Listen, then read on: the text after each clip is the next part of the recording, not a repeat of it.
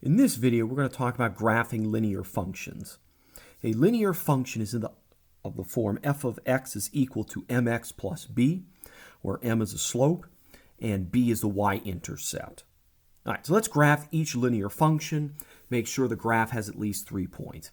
I will graph each of these linear functions using the slope and the y-intercept. Well, the slope is -2, which I can write as -2 over 1. If the negative's on top, that means I would go down, and because the 1 is positive, I'd go to the right. Or if I put the negative in the denominator, the 2 is positive, that means I would go up. If it's negative on the bottom, I would go to the left. The y-intercept is 3, and I'd write that as an ordered pair 0, 3. Okay, so going by ones then, I would go up 3, and then I'll use one of the slopes, down 2 to the right, 1. And then from the y-intercept, I would go up 2 and to the left, 1.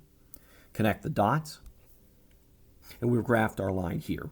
Notice I've labeled the axes x and f of x because this is a function and not an equation. Okay, one other example I want to take a look at. So again, this is already in slope-intercept form, so the slope here is 2/3. So if it being positive, it would be to go up and to the right, but I can also write that as -2 divided by -3, which means I could go down and to the left. The y-intercept is -4. I can write that as an ordered pair 0, -4. So start with the y-intercept.